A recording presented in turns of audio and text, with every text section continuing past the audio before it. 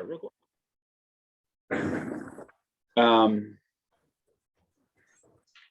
So I'm gonna have to check at some point. I may have to make Amanda the owner of this, so that I can go and check the other session, just to make sure nobody's in there on accident. Sounds good.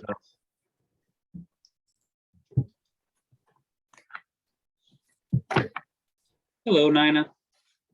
Hello, how are you? Good, very good. That's good.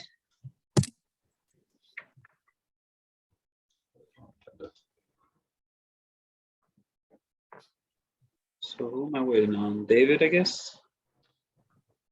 Yeah, I believe he said he'd be here. Yeah.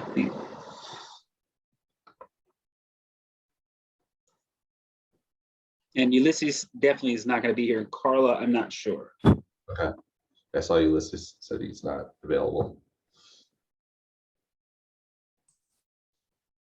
And if, right, well, right now this is just a work session, so it doesn't really matter as far as voting, so.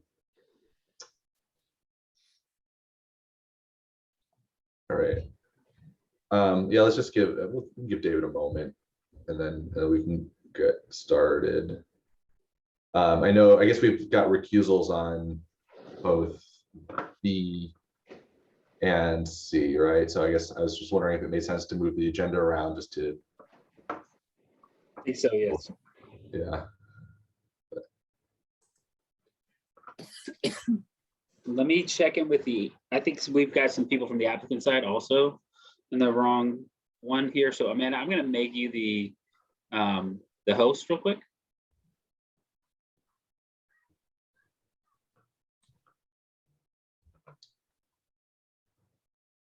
And hopefully, so I'm going to attempt to join a different one, even though I'm supposed to be in this one. I don't know if that's going to create some weird funkiness. So if everybody gets cut off here in a minute, please, somebody call me immediately to let me know that happened. And then try to log back on in about, a minute or two afterwards. I'll come back and set this up. So hopefully that won't happen, but it might. So. Okay.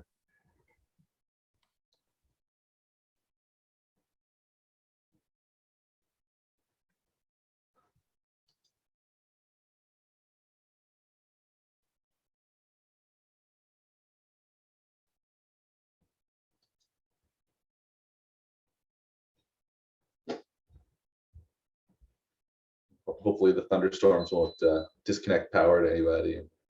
It's like a nasty line. Have they started yet? No, I just noticed on looking at my weather app, severe thunderstorm warning. There's a big line of red, Oh, Right. like over the western Rockland or something. Did you pull up the radar? It's coming this way. Yep. Nice. Yep. yay. Exciting. Yeah. Oh, my dog freaking out upstairs is what's gonna happen. Oh, yeah. At least it's not snow. Okay. I'll take the rain and the thunder and lightning over snow right now. We I got, usually like the snow, but I'm definitely done with that. Yeah. I got 4 inches or 4 to 5 inches of snow before I left Syracuse on Monday. Oh, jeez. And it was bitterly cold too. Okay, so as I suspected, I cannot be in both meetings at the same time, and this one would have shut down if I'd gone to the other one, which doesn't preclude people from trying to get in and being in the waiting room. And since I don't see any of the applicants for any of the other applications, I am assuming that they're all sitting in the other one. So I now need. Well, just a note, because I clicked on that link first. What you get is a notice saying host has another meeting in progress. Oh. So I thought there has to be another link. So There- it isn't as easy as just sitting in the waiting room. Yeah. So my like only concern is that there's folks in the public who are, logging in to watch this and they're gonna miss it. that is a concern. Yes. Could we all log out, let you go into the other meeting and then come back in, like say, tell us, come back in 5 minutes or something like that? It's 7:05 right now. Log in. I think it's a bad idea. Turn off the meeting. I think it's Yeah. a bad idea. Yeah, I think that's a bad idea. Yeah. I Okay. think that's going to create more confusion at this point. I think that what we should do is just wait a few minutes until people realize they have to get in on the other one. So I have, I'm starting to get messages from people that they aren't here. So like I know Dominique Albano is here from Zaren's office. So I'm going to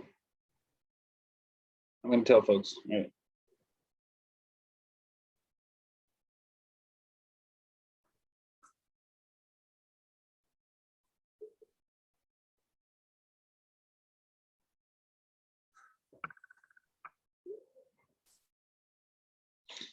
Hey, David.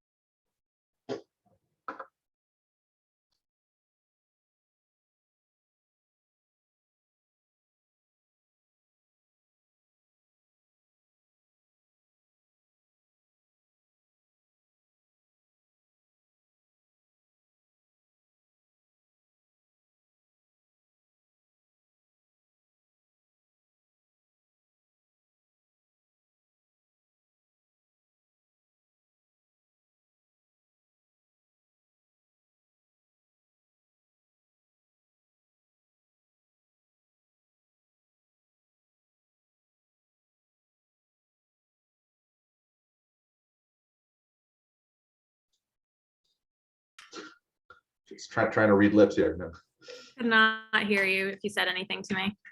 it's okay. I muted myself before because of the dog, and I guess that muted everything.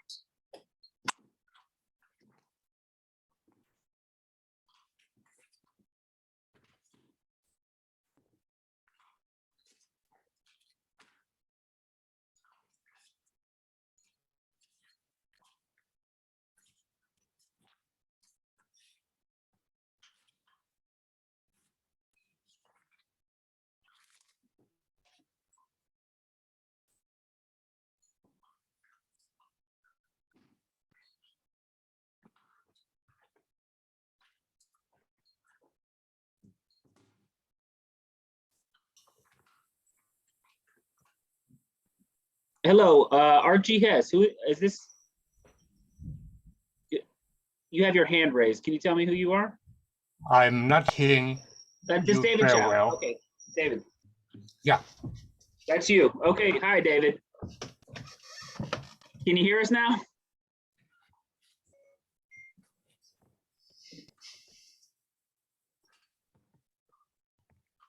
We can hear, David, you can see us. We can hear you if you talk. So go ahead.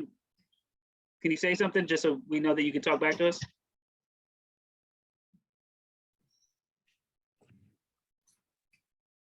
David?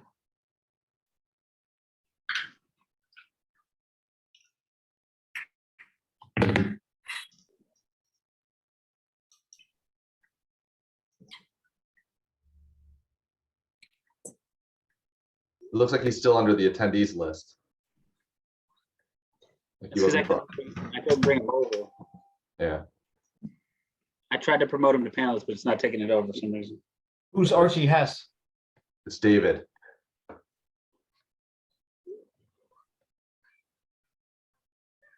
Are we signing on there too? There you are, David. We hear your voice. Can you see me? We can't see you, but we can hear you. So I think we that'll see work. Archie Hess. That is my wife. that doesn't, yeah, it Okay. didn't look like an Archie. So I am using my old computer that used to be my wife's computer because she is using the good computer upstairs. She's always on the computer. So now I can see you all and I can see my wife's picture.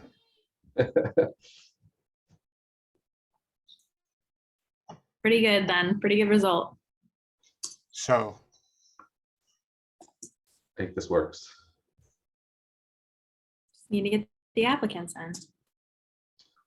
Just have to wait for Jaime to work out what's going on the other side. I just want to make sure that he's checked that. Is he on the phone? So.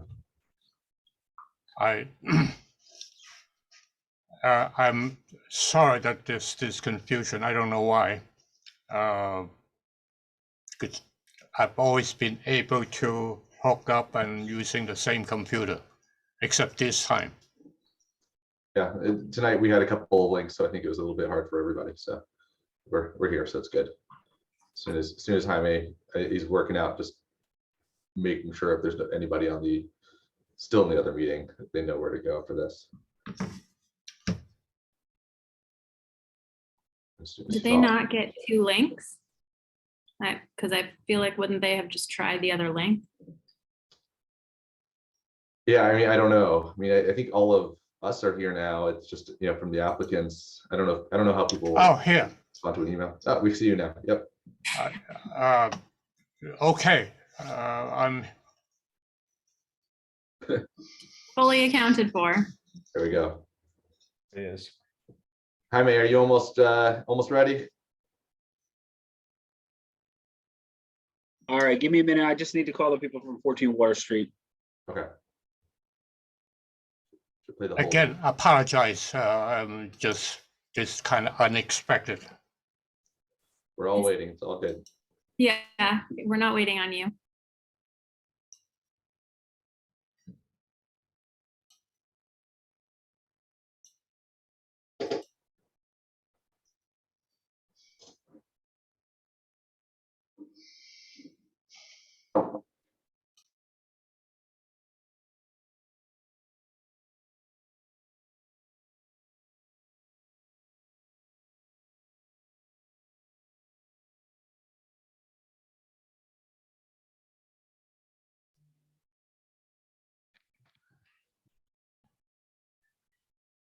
Seth, is 14 water going on first? No, it's first is 30 water. 30 water, okay.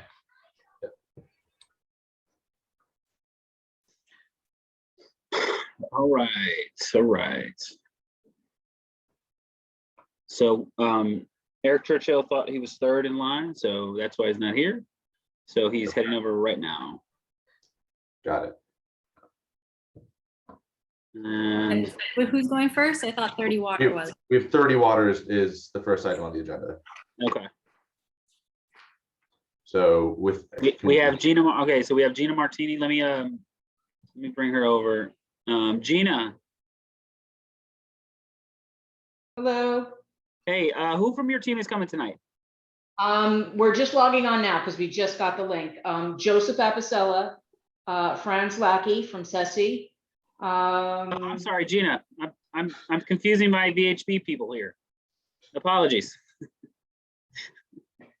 I don't think we have anybody here from VHB or from anybody for 30 Water Street here today. Okay. I know that they're first in line, but I'm not sure that they were prepared to come tonight. Okay. So because there was some open questions that had still been getting resolved. So we'd left it open on the agenda because we thought that those issues would have been dealt with. They have not yet been finalized. So they're not going to be here tonight. Then that's fine. I guess it would make sense just given then,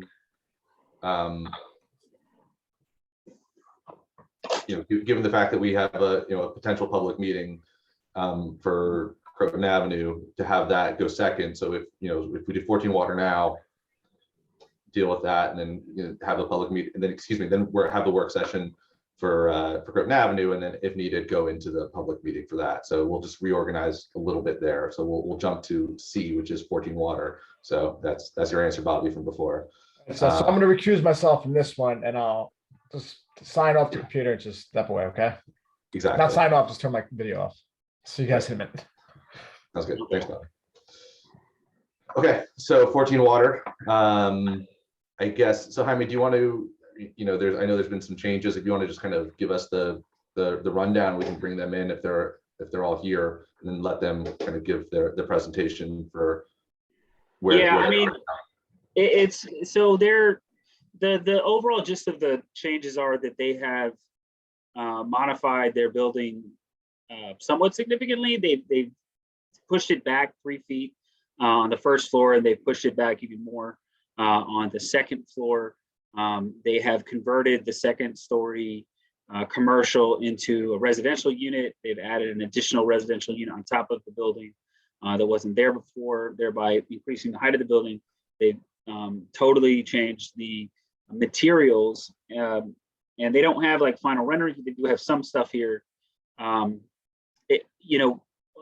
I say all this with the caveat that they have not made a formal submission, so nobody on staff has had the opportunity to evaluate anything about this. So we're sort of operating under the presumption that this remains a zoning compliant, but it has not been reviewed by Keller Sessions or Amanda or myself. So we're really just, I think, kind of waiting to hear from them just as much as you are. So I mean, this is our opportunity to give our initial feedback on the changes that they've made, understanding that that's parallel with the other reviews that are that's going under with staff and Keller Sessions. That's correct. Makes sense. I think we should bring them in. Okay.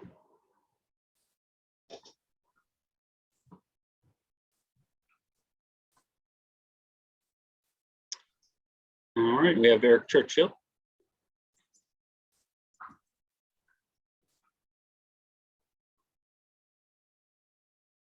Hello, guys. Thank you for having me. Hey there. If you want, you can share your screen. Thank you.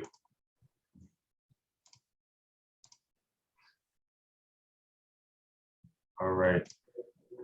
This is an exact copy of the presentation that you have received. So as Jaime said, we recognize that this is not a formal submission, but we have taken to heart the comments that were made publicly at the last meeting that asked us to consider a number of pieces about the context of the project, both the relationship of our building to the street, and our building to the neighborhood architecturally. These were comments that were echoed both by the neighbors and also by the BAR review. And so we have approached a revision that we do believe is zoning compliant. I respectfully understand that it has not been officially reviewed, but we believe that this is still zoning compliant. And the objectives of this were to reduce the commercial square footage, which we heard as a comment, to set the building back from the street, to reduce the height of the building at the street wall, to reduce the height of the building where adjacent to existing properties, thereby allowing more daylight to their buildings, provide more contextual massing, provide more contextual facade materials, and we also heard from the village about requirements for private carting and accommodation for street paving and full street paving. And I'm not surprising anybody to say that this is an economically driven project to some degree, and we need to figure out ways to make this project viable with those requirements as well. The conditions that we are not changing the required number of parking spaces. I should put on here, we are not changing zoning. We are not changing the area of site disturbance on the property. We are not changing the offset from the north and south property lines. which was a large piece of conversation previously. We are not changing any of the use classifications of the buildings or the restrictions that we had put over and above that from the previous site plan reviews. And we are not changing anything about the height of the existing the proposed first floor that would change the designation of this as a basement for that basement floor. So with that, this is, you know, the previous massing. This was the 3 residential units in the area of commercial. This is our overhead view of the neighborhood. And one of the things that we did was we went there physically and web-wise to see what were the predominant roof forms of the neighborhood. There are many different roof pitches in this neighborhood. On our particular block, though, there is a predominant roof form, which is a low slope roof that slopes from east to west and pitches in the middle. You can see it on 1, 2, 3, 4, 5 out of the 8 buildings, 9 buildings on our block. So, and particularly our 2 neighbors. So we've revised our plan to utilize this profile. We also noticed the amount of porches on this. Every one of the residential buildings on this block has a porch. None of the commercial properties do. Us being a mixed-use building, we wanted to see if we could incorporate an open porch entry experience to the commercial and add residential balconies that help contribute to the community of the street. One of the most compelling neighbor comments from last session was about the, you know, kind of conversation that happens between the residents and street life. And we wanted to approach our project to add to that dialogue and be part of that community conversation. We also heard both from BAR and from neighbors about the offset from the street. Each of the residential buildings on this block does have a setback from the street. Again, none of the commercial properties on this block has a setback on the street. They are right up against the sidewalk. We have revised our plan to incorporate a 3-foot setback for the commercial basement and a 5-foot setback for the residential portion above. So our scheme massing looks like this, where we have taken that roof pitch line of the low slope, sloping east to west, and incorporated that into the residential portion. We have added these balconies on the front that sets the street wall back 5 feet. We have created the porch entranceway, if you will. I know it's not a true porch, but you know, that kind of more setback and recessed kind of conversation between them. And we have put all of the commercial on the ground floor to again, to reduce the amount of square footage of that commercial. So at this point, we do not have full architectural photorealistic renderings, but we have some hand sketches here, and we'll go through some of the materiality. Our design is trying to strike a balance to provide future tenants with a modern design that prioritizes the daylight, the balconies, and the user experience while fitting into the context of the neighborhood by integrating those elements, those roof blinds, the porches, the setbacks, and better street wall facade articulation. That was one of the strong comments from the BAR last time, was, you know, create more texture, more depth to the facades.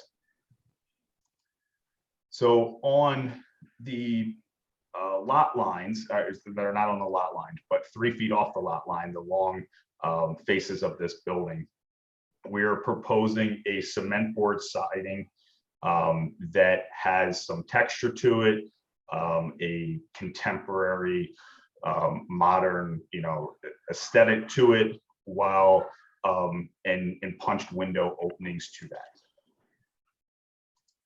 On the what's rendered here in the light brown would be vertical wood siding. I know the precedent image on is showing horizontal, but we wanted to show the tonality, the tone of that and the material of that. So imagine that rotated vertically on those front faces.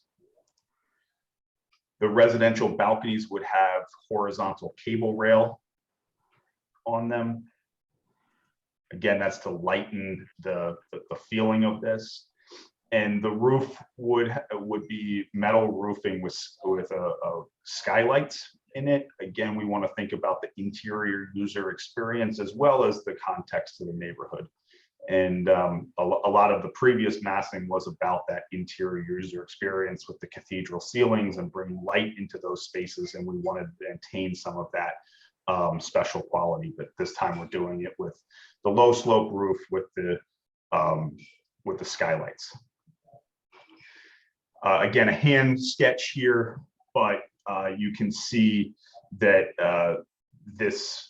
we think that, you know, this is a bit more residential feeling, less commercial feeling, less aggressive than the last scheme, with the roof lines and that greater depth of experience on the facade. So to some of the numeric changes, the street wall height, the green line here, old scheme on the left, new scheme on the right. The old scheme had a street wall of 37 feet 2 inches. The new scheme has a street wall of 31 feet. So a significant reduction of 6 feet, which also corresponds to a 6-foot reduction of the building next to our neighbors. Our neighbors' properties, the buildings themselves come back to just about where my cursor is, about a third of the way back of the project. So all the additional height has been added east of where their buildings are. And you know, we have increased the code's prescriptive, you know, when you measure from the grade plane to the top of the building, it's increased 5 feet. But again, all of that height is pushed to the east side of the project.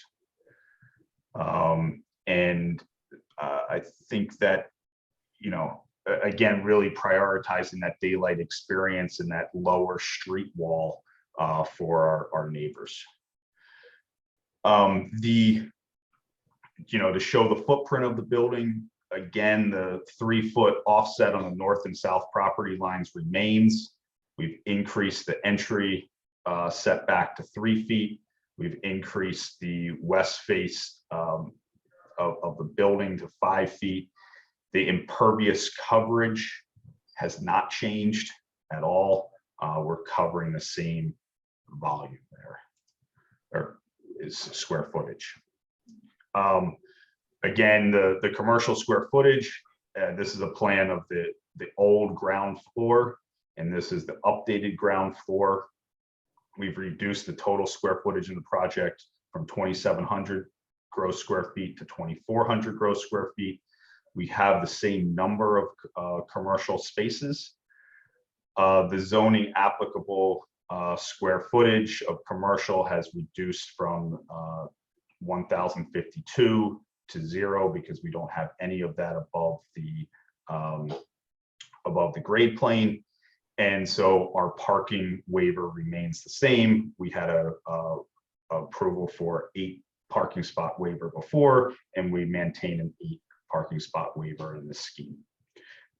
With, you know, I think some very tangible benefits to both us and the community in terms of both the slopes of the roof and the context and the height of the building near the street. So I will open it up for any questions, comments. Again, we respectfully understand that this is not a full submission, but would love any comments, feedbacks, concerns that we can address in a full submission. Thank you. I will start off. I mean, I've got a bunch of initial reactions, and probably keeping it on this image is probably a good place to start. I think that the changes in the profile, I mean, just looking at the existing and updated in front of us is helpful, and I appreciate the pushing back of the street wall, even just that one little articulation, that little step above the basement floor to the first and second floors is also, I think, a positive step. I think, a couple of just like basic questions. You originally were 3 feet setback on the west, and now you're going to 5. That's the change. On the west side, we were at the street wall, and now we are 3 feet at ground floor and 5 feet at the second and third floor. Okay, So so I know it's a kind of a diagonally oriented, so I was thinking of west being closer to the river, but that's so that your lot lines. I was just looking at the fenestration, I suppose, on the train station side of the building. I was trying to compare that to what you had before, because I recalled that being more of a blank wall, and now it's full of windows, unless I misrecollect. I do not have a comparison of that. It had a number of windows on that. That is our, we've been calling that the south elevation. That elevation is all of our light and air requirements for the bedrooms. And so it always had a fair amount of windows on it. We've kept relatively the same amount of square footage of windows.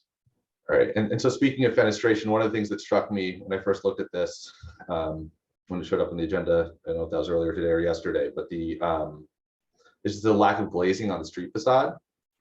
And it may just be the sketch, but yeah, I mean, there's the couple of doors, and it's very planar, very, it's all one material. And I think some of the comments that we discussed at our last BAR, we're looking at differentiating the base. I do like the pushback. I think there's things about this that I really like. I like the balconies. I think those are nice.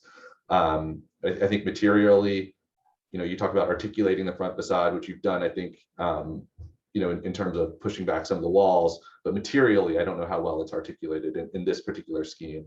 I think adding, I think having glazing in there, and it may be intentional because of, you're emphasizing the views towards the water. But I think it looks kind of like a plain box. Again, having different, having more photorealistic renderings might help. But I still, I'm picturing this, and I don't see that. And then also kind of sticking on that elevation, so kind of understanding that, the base of the building as being something different, and if that was something that was materially, because even when you look at the porch, while the siding is back there, you have, I'm sitting here pointing with my cursor and you can't see me.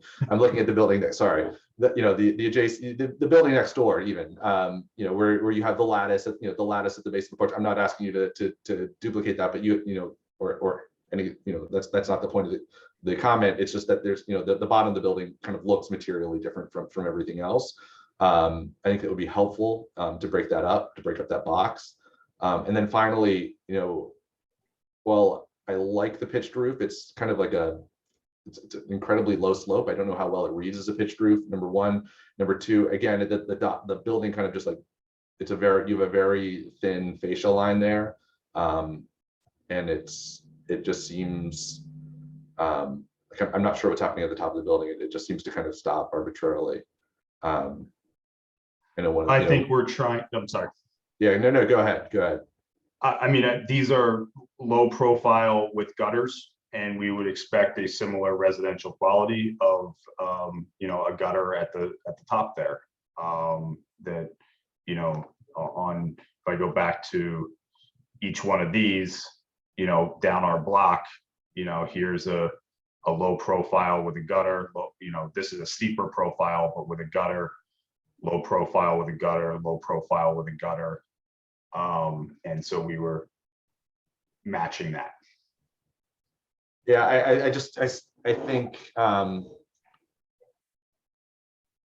the way that the building ends at the top, I mean, relative to the, the size, the scale of this building is larger. Kind of overall, that the height feels a little more imposing, and so for it to end in like I mean, maybe it's just the drawing again, but like like a 4-inch thick fascia or a 4-inch deep gutter, it does. There's something. It feels unresolved.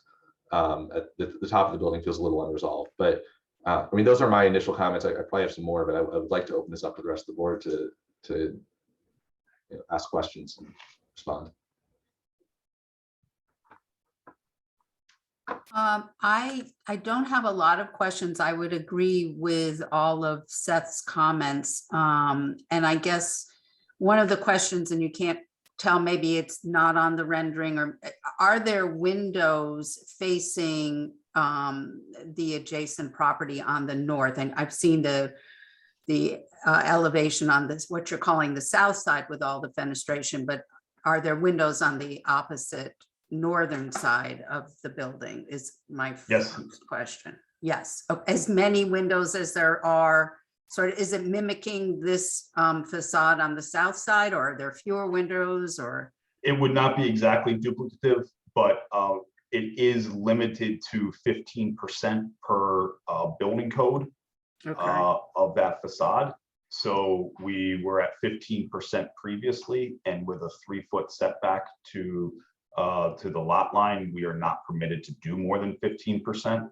And so we will be probably right at 15% because there are bedrooms on that side as well. Okay.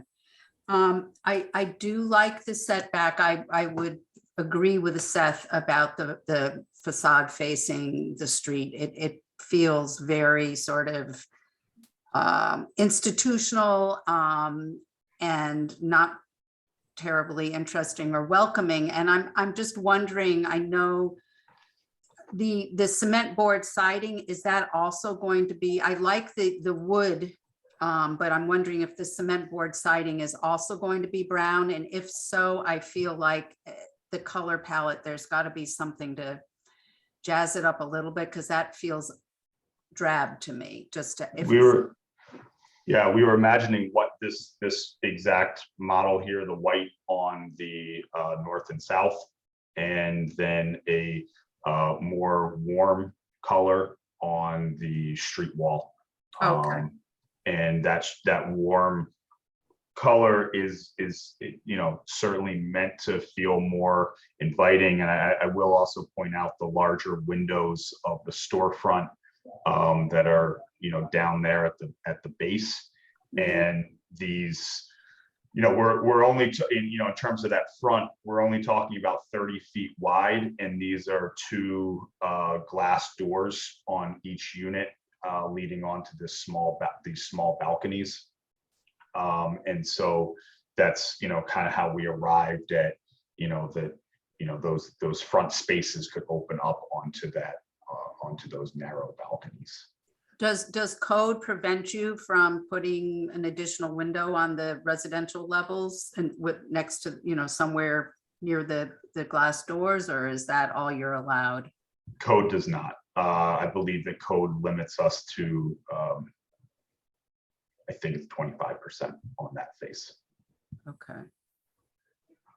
All right. Well, I mean, as I said, I definitely echo all of Seth's comments, and I would like to see a little bit something more on the street frontage portion of the building. Certainly. Thank you.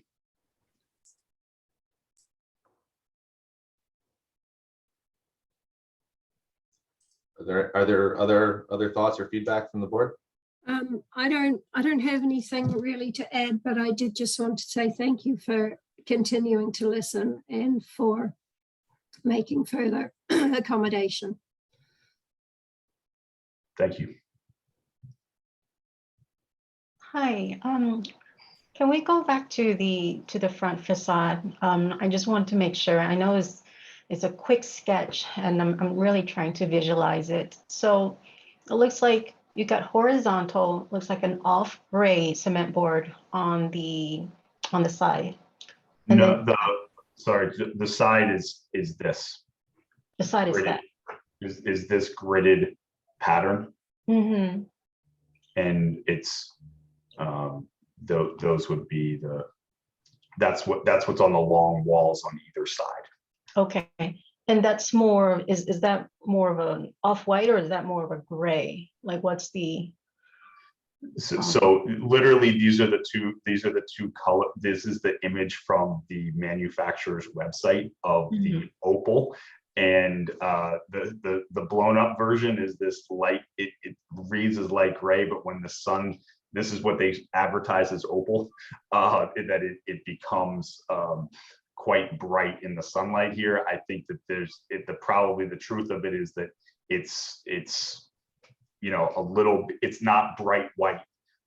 It's probably closer to what's shown in the shadow here of this image.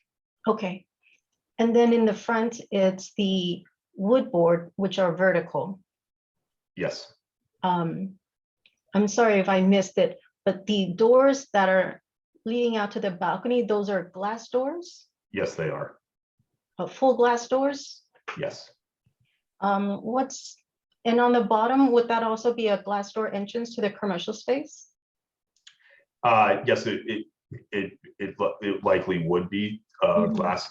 This would be the commercial entrance here, and on the left, tucked on the side, is the residential entry.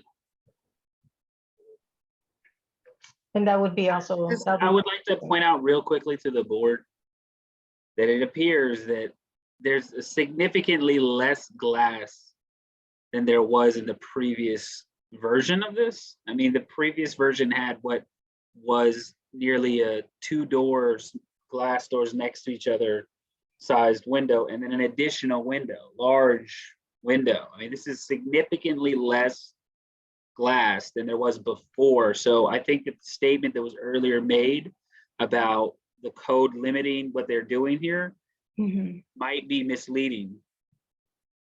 I can't say because we haven't actually run the numbers on this or the previous one, but it looks just at face value like significantly less glass. I would say, just specifically speaking about the street facade, I know that there you have fire separation issues on the lot lines. And yeah, that was very clear that but that's different from what we're talking about on the street facade. I mean, I'm looking at this and it doesn't look like you're maxed out at your glazing on that street facing exposure. I can't imagine that you are, and I think that from the feedback that everybody's been given right now, I do think, you know, it's a wall right now. It's a kind of a solid opaque wall, which I think is not really the what we want to be seeing in our village, right? We want to see something that's open and welcoming. Yeah, a little openness would be nice. Yeah, I know in no way we're just trying to represent that the west side wall, the street wall, is at the max opening. I did not say that. Thanks for clarifying, Gareth. Sorry, Isabel, I don't know. We kind of jumped in while you were talking. No, I'm just really trying to visualize, because I know this sketch is it's tough to to imagine. I'm trying to use my my imagination to see glass doors. I'm assuming the glass doors is going to be black. It's a black frame glass door, black against the I do appreciate, incorporating some of the town, the neighborhood's elements. I do enjoy that aspect of it. I think it's just the facade. It does look a little bit, like what Seth and Nina and Michael mentioned, it just looks a little bit plain. That's about it. That's just really my comment. Thank you. So, anybody else want to chime in on this while we have the applicant here to listen?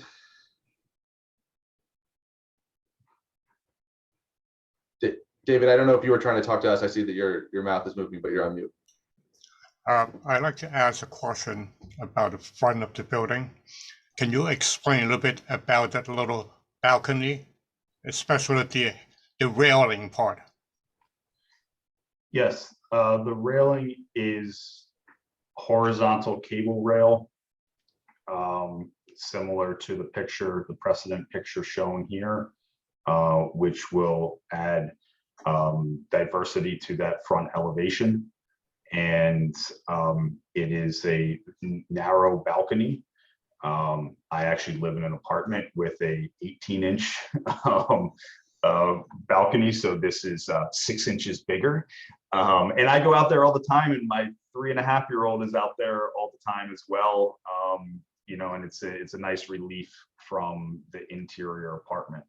And with the doors that open into the living space, that balcony is meant to feel light, and that's why it doesn't have a picket fence to it, but you know, thin cable that makes it feel light and open, and gives that. The intention here was to give that depth to that elevation, while not creating heavy, heaviness to it. Was trying to keep it light. To me, it's a very contemporary solution compared with the other buildings, which is not, I myself do not find that a problem. I just want to point it out. It seems to me this is a very contemporary solution, number one. Number two, I'm not too sure, as a completely different thing. Is it legal to have this kind of railing for a residential building? That's a code issue, because it allows kids to climb the railing and possibly fall over. I'm not too sure that's legal, but I think you might be onto something there. I do recall we had this issue with the property on Hamilton Street, and I don't remember which way it was legally required to be. I don't know, Amanda, do you remember that? I don't know, but I'm sure that Joe could tell us when he does his review. Yeah. Okay. Yeah. We will look into that, and make sure that it is code compliant, both in height and in style. I like the look of this solution, but the question of whether, the community would be receptive to that look. And then the code issue, it's up to you to find out. Thank you. Thank you. Seth, I have one more question, if I may. I'm just, so I guess you would call it a roof deck with access from just 2 apartments? Is that what that is in the middle there? Or is that something that everybody in the building has access to, or just specific units? It's a private roof terrace to just the 3rd floor 2-bedroom apartment. Oh, okay. There's only 1 2-bedroom apartment on the 3rd floor. There are 2 access doors. Is that? Yes. So Okay. Here's in section, here's the 2-bedroom apartment on the 3rd floor, and here's the private terrace in front of it. Okay. And that would have similar railing to the front balconies? No, it does not. It has, these sides are actually just the walls coming up. So these are like parapet walls. Okay. On the sides. Okay. And okay. Thank you. And so of the 6 units, it looks like 5 have some sort of outdoor space. 5 units, and 4 out of the 5 have some outdoor space. Okay.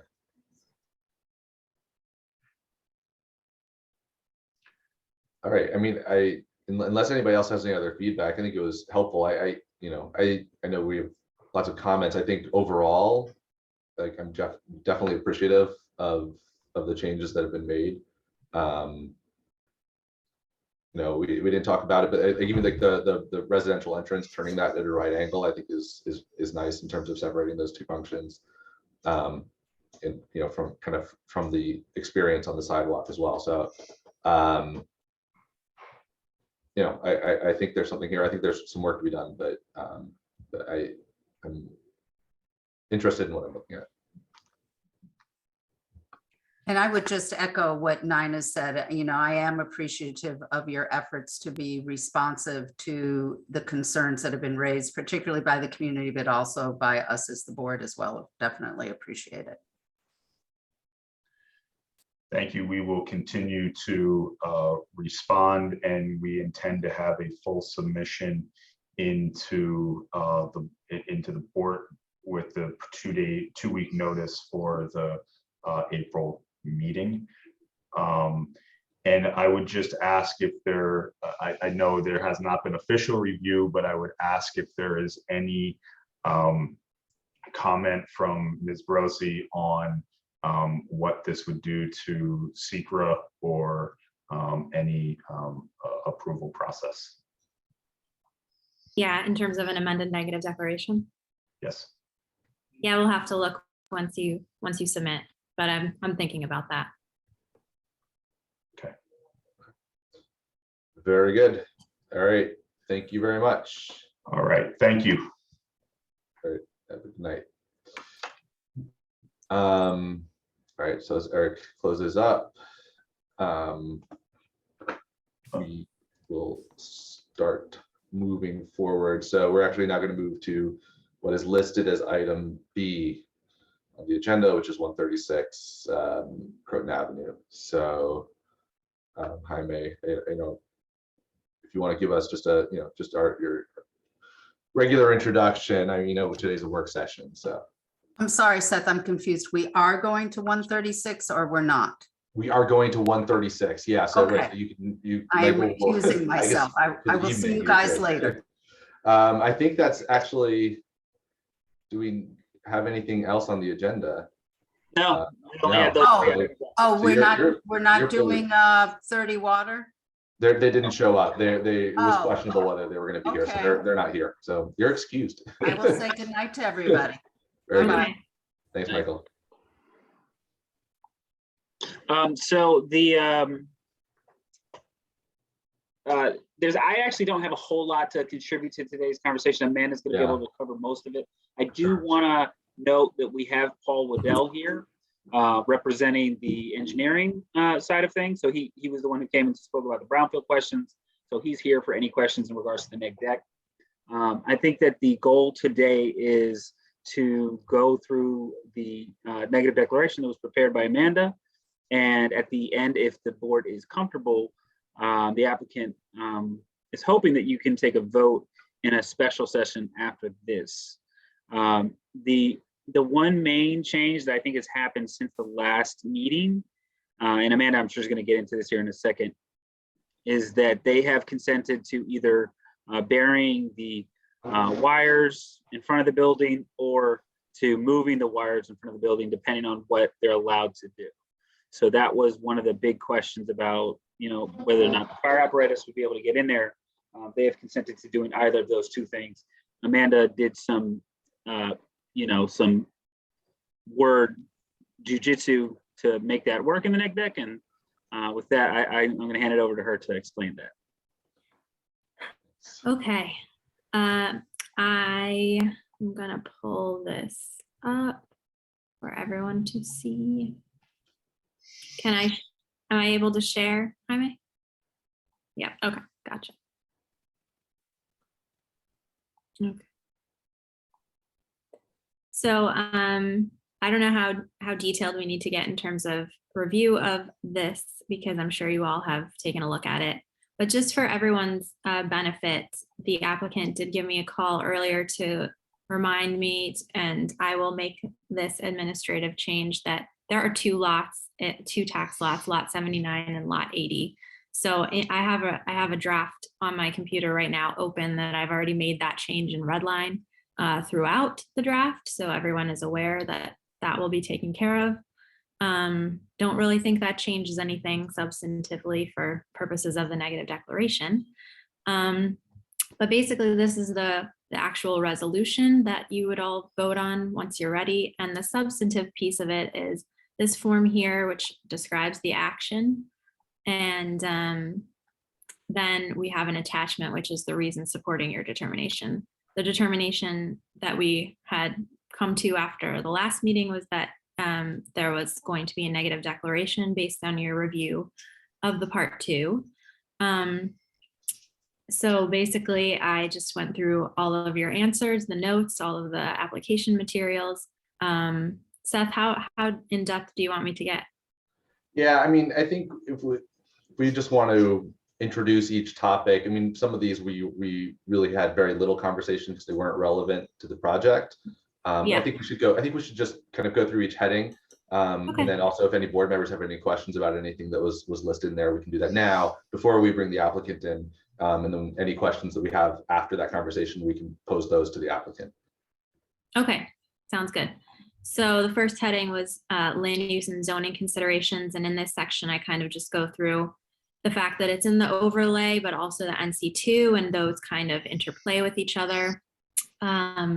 One question that I'm sure the applicant will want to weigh in on is, I don't know that we got much detail on the actual use of the proposed flex/neighborhood community space. And in writing this portion of the neg deck, I, referenced the appendices in our code and tried to just look for what was permitted, what was not permitted. Obviously, everything's permitted, but if they do intend to use that section of the building, which is not the retail, that's a separate portion. If they intend to use that flex neighborhood space as actual community space, that's a conditional use. They can clarify that. I'm not gonna spend any more time on that right now. But so that's something that if it's not actually going to be used that way, we can amend that easily. Otherwise, I kind of just outlined what the variances will be and say that they need to go to the ZBA for that. The next piece is the impact on land and geological features. So this is just outlining the current condition of the site, discusses the SWIP. Joe Chermelli added this section and talks about the fact that there are slopes on the site, but that based on the fact that they've submitted the SWIP and an erosion control plan, they'll be handled during construction in a responsible way, and also with oversight from the building department. Uh-oh, I don't have a C. Let's just notice. I can fix that too, obviously. Impact on water goes through any surface water features. There's no surface water impacts because there's nothing around. This talks more about groundwater because we know that after looking at the phase 1 and phase 2, there are groundwater impacts from historic contamination. But, and Paul, you can weigh in if you want to, but this briefly touches on the fact that they'll be entering the brownfield cleanup program, which we get into more detail down below. But the bottom line is that as a result of that, they're participating in the cleanup program, groundwater quality will improve over time. So other than that, I noted that down below, it was very clear. It's not that they're in the process of entering the cleanup program, but that I think they've been accepted. And I just thought that probably should match. You're right about that. And Paul did correct that in subsection D. So can you see my screen right now? Yes. Okay, you can see me redlining? Oh, no, we're looking at your PDF. Okay, well, I'm just doing an in-text change and I can show this to you afterwards. I'm just making that change to say they have entered the brownfield cleanup program. Okay, thank you for that, Nina.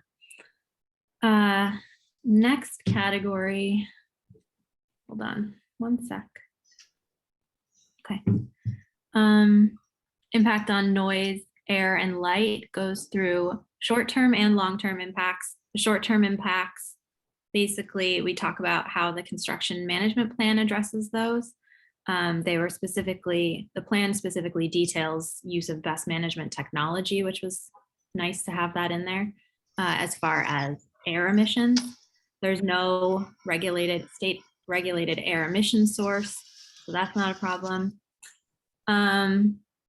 Long-term noise impacts not anticipated, but something I don't know that you talked very much about in your deliberations thus far is that there are roof terraces proposed.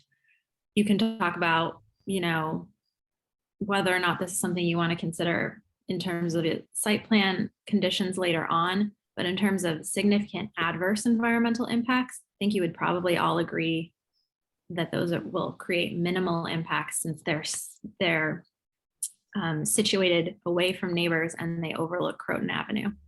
So pipe in if you disagree with that, because I mean, I actually was looking at that comment, and I think almost to the contrary, you know, if this was a residential, you know, single family residence, there would be outdoor space and decks, and that's consistent. And I didn't feel that I didn't even really think it was very mentionable. I thought that was consistent with the residential use adjacent to the property. fair enough. If you want me to take it out, then. No, I think it's worth noting. I mean, it's there, but I don't think it's a significant impact. Okay. Yeah. Does anybody else have anything to weigh in on that? Okay. So short-term noise impacts from construction, but again, the construction management plan should deal with those in terms of equipment being kept up to the best possible condition. And also the construction management plan will conform to the village code regulations for noise. No construction on Sundays or holidays. And I think their plan just needs to be, if it hasn't already been updated, which I'm sure it has been because they are quick. No blasting. And I believe that Paul can confirm this, but just from my quick looking at the environmental documents, I don't even know that blasting would be an option for them given the fact that the site is contaminated. But I didn't want to put that in here because that was just me speculating. Anyway. Paul, do you have any knowledge about that? My only contribution would be that I think Joe indicated on our last meeting that that it wasn't there were no plans to blast, and I believe the applicant confirmed that as well. Right. You know, I haven't seen anything in terms of foundation design or supportive excavation or anything like that, but I do know that that competent bedrock is fairly deep at the site. Yeah. Okay. So I think we're okay to leave it as is. Long-term light impacts. We talk about the fact that there's minor spillover, but you guys had all addressed that there's already street lights and all that. So any minor spillover is not onto neighboring properties because they've avoided lights in the back along that property line, but it's really onto public right-of-ways. Impact on plants and animals. The EAF and part 1 of the EAF confirms that there are no threatened or endangered species. There's no habitat on the site either. We get into tree removal here, as well as the landscaping plan. And I think that this paragraph, correct me if I'm wrong, reflects your discussion at the last meeting of how you intend to move forward with the applicant on landscaping, which is there are no significant adverse environmental impacts from the limited tree removal that will occur, but you plan to work with them further on developing the landscaping that you'd like to see. Is that right? That's consistent with the conversation that we had during our last work session on this topic. Okay. And this just goes into, you know, what would happen if when the tree removal permit comes up and if any mitigation, you know, additional plantings are required offsite, or it's basically what we put in the 14 Water Street neg deck as well. No agricultural impacts. Aesthetic resources. When I looked into it, they are 5 miles from the Hudson River. So I just kind of put in this language about they're not going to have any impact more than any other building in the area, because I looked and I don't think they will. And you guys all talked about it too. We don't think that they're going to have an aesthetic impact, especially because very well. And it is not facing, it's not between anybody and their view of the river. Exactly. And even if it is, there's no, you know, view easements that we are aware of or anything. Historic and archaeological resources. This addresses that the fact that the corner of the site is located within that archaeologically sensitive area. But actually there was correspondence from SHPO that there were no resources that have been identified immediately adjacent to the site. So we talked about how that was not a major concern. Excuse me. This development is estimated to have 111 persons. These are the parks that I located within half mile.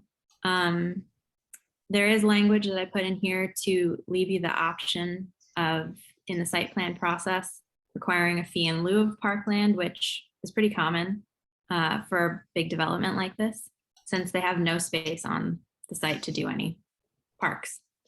But in terms of significant adverse environmental impacts, which is a different standard, I think you all agreed when we discussed it last time that there would not be any. Agreed.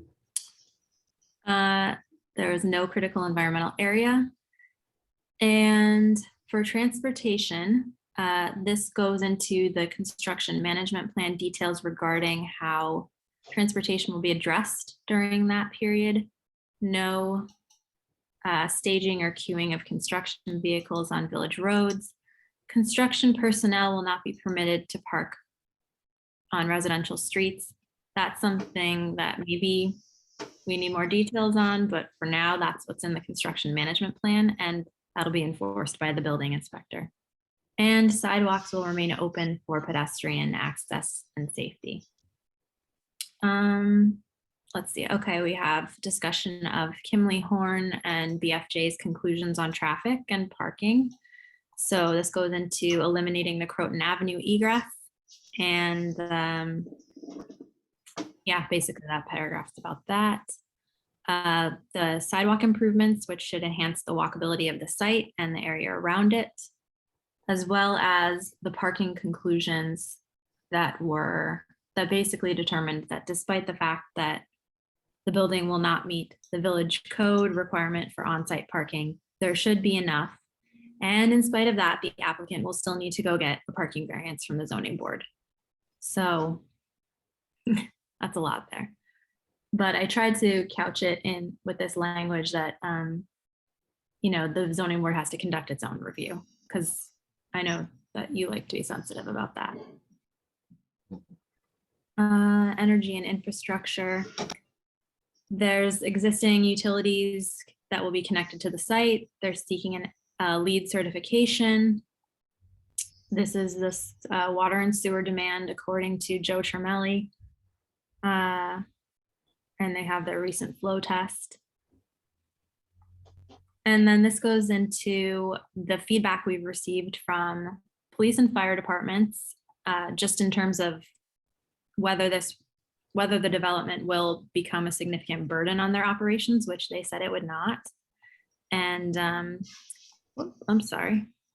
And this paragraph specifically relates to the wires and how the wires would interfere with access for the fire department. And so my language here basically says that the applicant either has to relocate the overhead wires underground or work with Con Ed to move the poles and lines across the street. Village has a preference, as expressed by the village engineer, to bury the wires, but for purposes of satisfying the fire department and the neg deck, either will work. And then impact on human health really relates to all of the contaminant issues. Paul did review this and made changes. Paul, I don't know if you want to go through this part or if you want me to go through it. I'll keep going. So this is all based. Sorry, do you want to go ahead? Oh, go ahead. Okay. Yeah, I'm We're on a roll, Amanda. I don't want to stop us now. So this is all based on the phase 1 and phase 2 reports from the applicant that shows there is historical contamination from the gas station and automobile repair uses of the site. It's, you know, consistent with those uses. It's, you know, SVOCs, it's petroleum related contamination. So they have already entered the brownfield cleanup program, as Nina pointed out, and as this section makes clear, we have that agreement. According to geodesign, the appropriate remediation of the site should help decrease contaminant concentrations, which is a good result environmentally. We all know that. And provided that they, stay in the program, file all the required reports that will be approved by DEC, that should result in, obviously, if they're following the track 1 cleanup, unrestricted use of the site. But I do have in here the language we talked about, that if the applicant doesn't successfully complete a track 1 remediation under the brownfield cleanup program, this determination may need to be reevaluated, because we'll have to see if that ever happens, what are the circumstances? Maybe it's fine, maybe it's not. So like that, sorry. I like that. I like the way that was worded. Okay, thank you. Consistency with the community plan relates to the 2021 comprehensive plan. And I thought this one goal in particular from chapter 3 kind of touched on a lot of what this development will do in terms of the Croton Avenue corridor, promoting mixed use neighborhoods, high design standards, and reducing barriers to investment and renovation. So we've got a mixed use building. It'll be taking a vacant parcel and moving it back onto the tax rolls. It's under the form-based code, so hopefully, and there's no reason to think it won't be, it will be done to the highest design standards, because that's the whole purpose of the form-based code. And it's affordable housing, which accomplishes other goals, like I say, in the comprehensive plan. So that is a plus. And then, of course, it will hopefully result in a cleaner site. So it's taking a brownfield Yeah, site. man, it's not just affordable housing, it's senior affordable housing, which is probably the most needed housing in the county, Yep, 62 and that's up. right. That's right. Yes. And so then last but not least is the consistency with community character, which touches on a whole bunch of different issues, but your discussion mainly touched on how the building relates to the context of Croton Avenue in particular, because you talked about how does it relate to the single family, but more so you should consider it in the corridor itself. So that's what this particularly talks about. And that's it. It's great. I would say that Jaime gave us the that little road trip down Croton Avenue when we had this conversation, which was helpful. We kind of looking at that as a kind of a unique corridor, right, where it is an incredibly residential area on its flanks, but it is a commercial corridor with buildings, that are larger than this one and similar to it. So it's a mix for sure. Yep. So if you want me to, I'm going to actually go to here's what I was looking at before. Okay. Which is what I was adding to. So this is the change I made to make this consistent with the below language, not in the process of, has entered into I think that makes sense now. And did you want anything regarding, these roof terraces are kind of consistent with residential uses in the area? You just feel like leave it alone? I think it's sufficient the way that it is. Okay. Any board members disagree, feel free to chime in, but I would agree with that. I agree. Yeah, Good. I agree. Okay. And then otherwise, I just fixed the lots. So that's it. Thank you, Amanda. This is helpful. It's good to see this again. And I guess at this point we could bring the applicant in. Just real quickly before we do that, I do want to kind of close the loop on the part 2. There were a couple of open questions, and I just want to kind of quickly go over those changes. The neg deck obviously is the summation of everything, but to do that, I'm going to share my screen real quickly. This is going to be much faster than what we just went through. But the beginning, like there was some incomplete information for the first question, the impact on land. Obviously, there is going to be an impact on land, but they're all small impacts based off of the discussions that we had. There's no impact on geological features, no impact on surface water, no impact on groundwater, no impact on flooding, no impact on air. The impact on plants and animals is listed here as everything is a small impact. There was a note that I had put into the part 2, but it's not really relevant, I think, for the part 2. It was about the tree permit. Obviously, there's going to be a loss of trees, but that's being dealt with and discussed in the neg deck, and that's also going to be dealt with down the road. So I don't think it was necessary to add any additional comments there. No impact on agricultural resources, no impact on aesthetic resources. There is a slight piece of the archaeological resources. There was that state piece, so it is a yes, but it was discussed as a no, moderate, small impact for everything there. The impact on open space and recreation is listed as no, as Amanda mentioned. You know, they'll be able to deal with any questions of the rec fee if the planning board decides to apply that here. But I don't think that there was any other issues highlighted there. No impacts on critical environmental areas, transportation.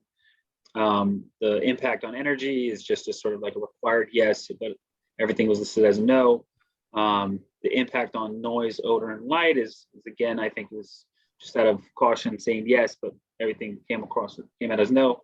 Impact on human health, same thing, just because of the sort of the fact that it has the existing contaminants that are known there. The brownfield, it was a yes, but it was all considered no or small impact.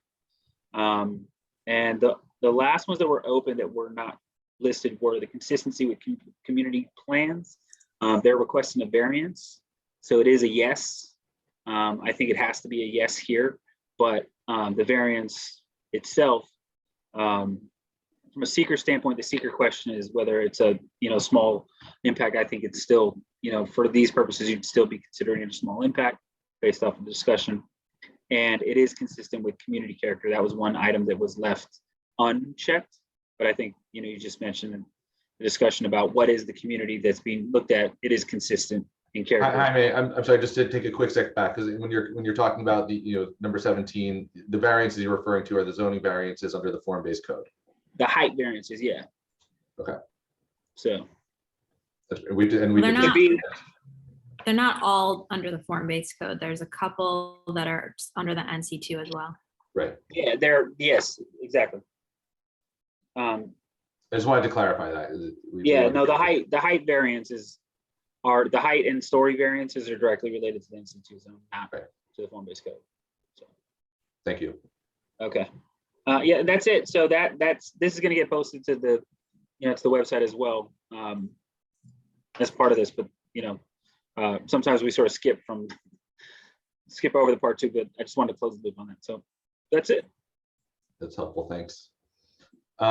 Okay, so if we can bring the applicant in, I know there were a couple of questions that came up during that rundown. I think we can ask them, and then we'll have just a conversation as a board to see where we stand on this on the neg deck and what we want to do tonight. Mm-hmm.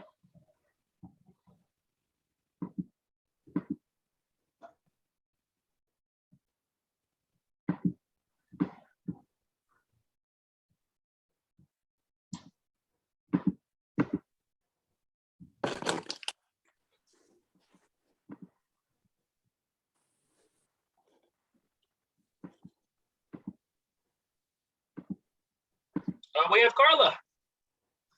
Great.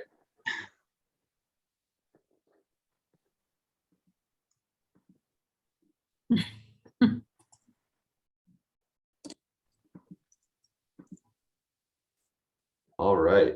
Oh wait, you're still bringing folks in. Sorry. It's a full house today. Yeah, it's a lot.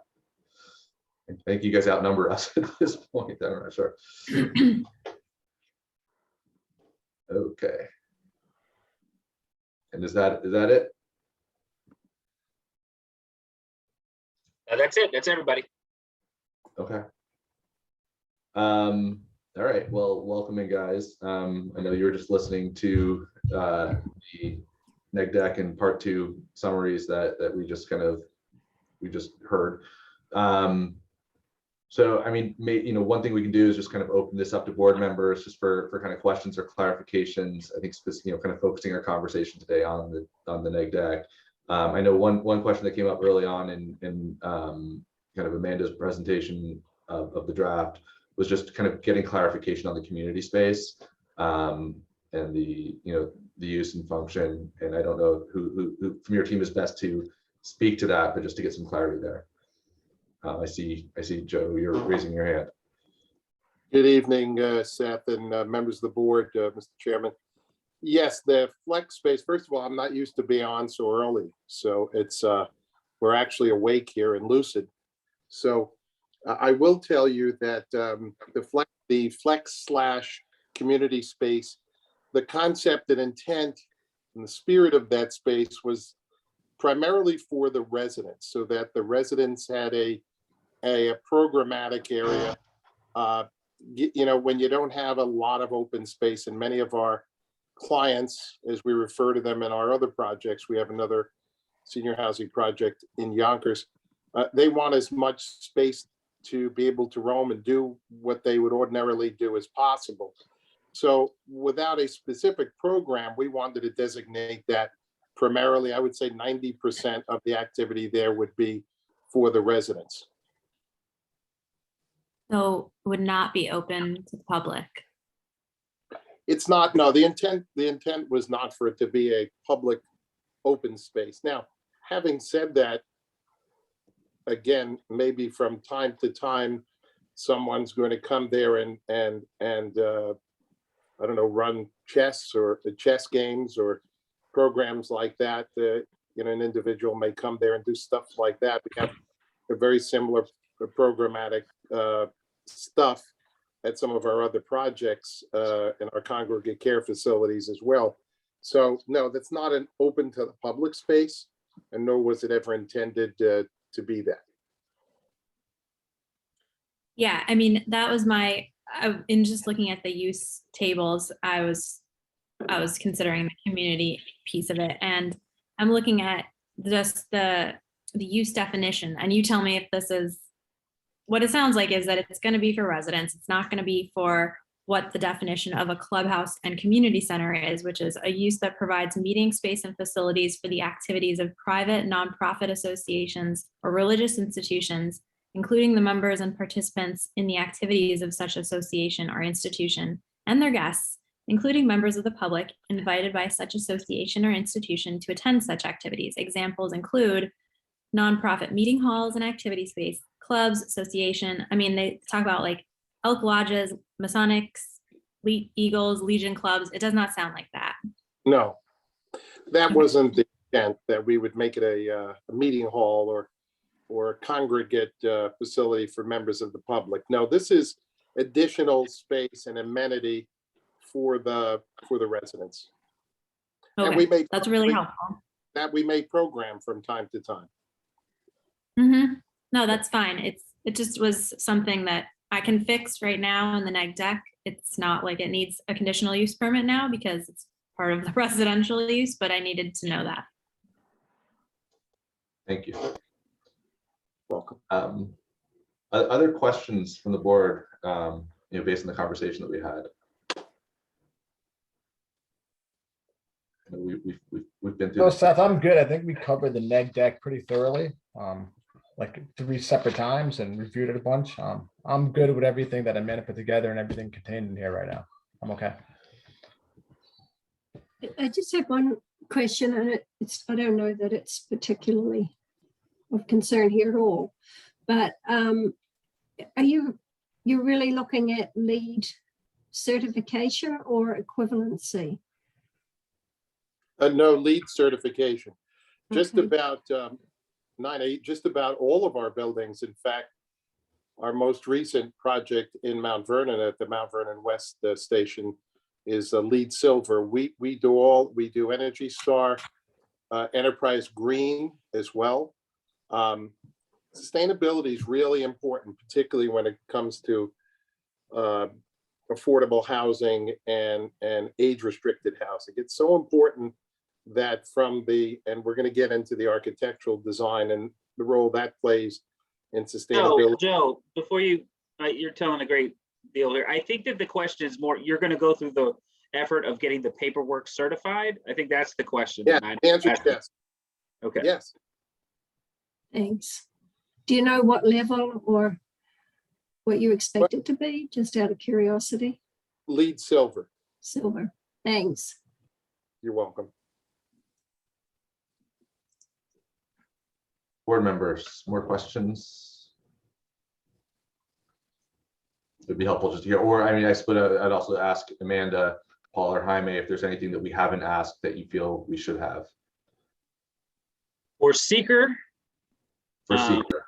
No, I don't have anything at this point. Maybe we can just get them to reiterate on the record. They have sent us an email, so we do have record of the issue about the wires. But since we have Joe here, he can say it on the record so that you can hear it. What the plan is there. Would you like sworn testimony? You know, there's a zoning board chairman my team's familiar with in Yonkers that requires everyone to raise their right hand and be sworn in. Don't give me any ideas. No. In any case, yeah, it's our intention. We're actually, I think Franz is on the line, our civil engineer. We've already begun the process of exploring with the various utility companies the options. Franz, do you want to just chime in for a second, give them a little color to this? Yes, so we have the two options of going from overhead lines or relocating them across the street or going underground. I know the village prefers to go underground. We have reached out to the owners of the poles, which are Con Ed, and also everyone else on the poles, Optimum, Verizon, the other communications, to start the process on getting that relocated, exploring both options with emphasis on underground. But we've started this communications, we've sent around concept plans, and we're moving forward. Great, thank you. All right. I just had one other question, that the parking piece here for construction personnel, is this something that how are you going to enforce that, just so that we know that it's not just going to be, it's not, because I think this is probably something that residents will be concerned about in terms of parking on their streets nearby. Well, are you looking at alternative parking nearby? Exactly. Our construction management team will be identifying some parking, even albeit temporary. There are some options I myself have already investigated in close proximity, walking distance, and where there's significant vacancies. And so we're going to put something together like that. We typically, Amanda, what we do is all of our subcontractors are given placards and signage so that we know where they are. I don't want miscellaneous cars on the street, on the sidewalks. We run a very, very tight ship. And because I will be personally involved, which I reassured many of the abutting tenants, both commercial and residential, they're going to have my number. So if there's an issue with parking other than the designated areas, we're going to take care of that in short order. Great. Okay. Is that good for you, Seth? Yeah, that's helpful. I appreciate that. Yeah, the only other thing is I just wanted to show you the change that I made, just so everybody's aware, the public's aware, everyone here is aware about how I addressed that community space thing. So that's how it'll read now. Perfect. Makes sense. All right. Okay. All right. So if there are no other questions regarding seeker, I think we're at a point, we've had a lot of discussion on this. I think we have an unusual opportunity right now because if the board feels like we've reached the point, we've got a big agenda for all of our meetings. We have an opportunity to potentially take one decision out of those meetings and just kind of keep the business of this board moving forward. So with that in mind, I would like to hear from the board. It would be helpful to hear from everybody just to get your basic take. If you feel like we've had enough of a conversation about this and that we are at a point where we could vote on the draft negative deck part 2 that were provided to us, that we've reviewed and discussed at prior meetings and then at length again tonight. So if we just go around, maybe I'll just kind of call on everybody on the board, and you can just kind of give me, mostly just a yes or no, and if you have anything else you wanted to add to that. So I'll just kind of based on what I see, how I see you on my screen, starting with Isabel. Hi, Seth. I think that we reviewed thoroughly on seeker on the neg deck, so I don't have any questions, and I think we should move forward. Bobby? I'm in agreement. I think we did enough due diligence on this where I think we can move forward to a decision. Nina? I agree. I think the same. We've done it. We've gone over this thoroughly, so I'm ready for a vote. And David?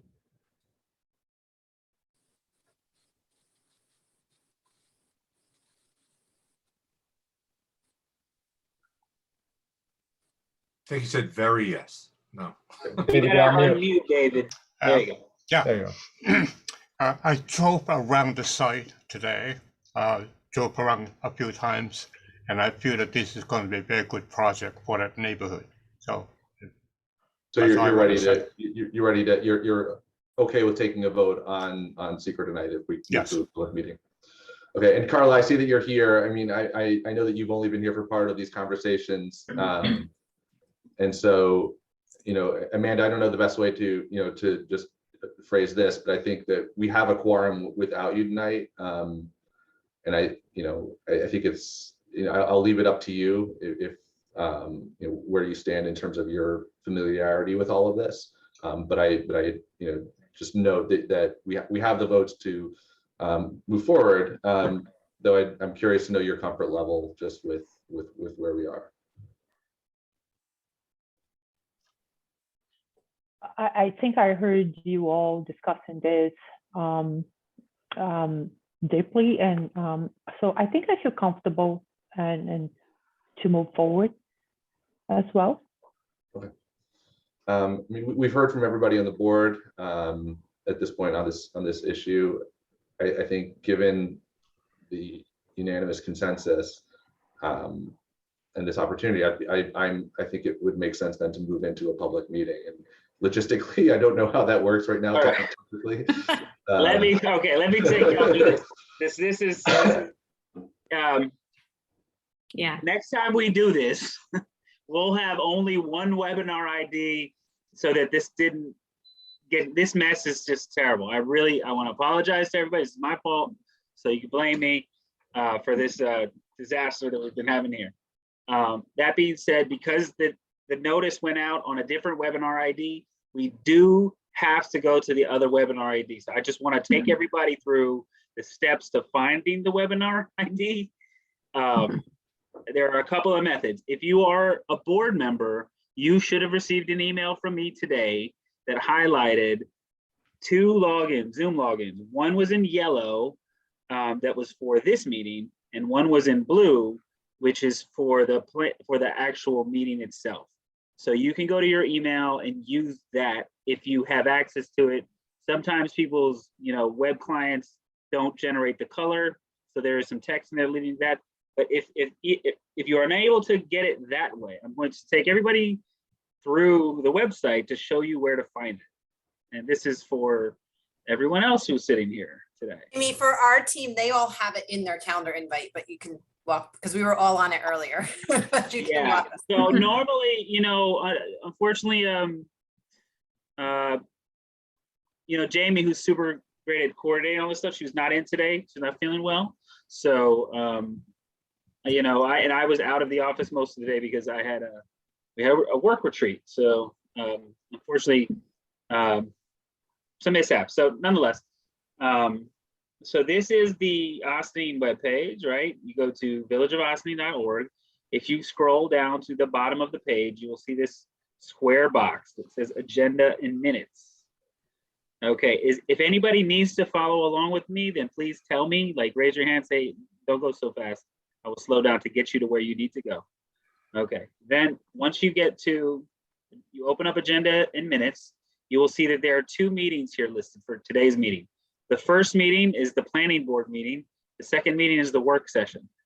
It just came in that order, but we're actually going to the first meeting. We are currently in the second listed meeting. So the first meeting, this Board of Architectural Review Planning Board meeting, March 31st, 2022. And then you open that up here and you will see the Zoom link right here.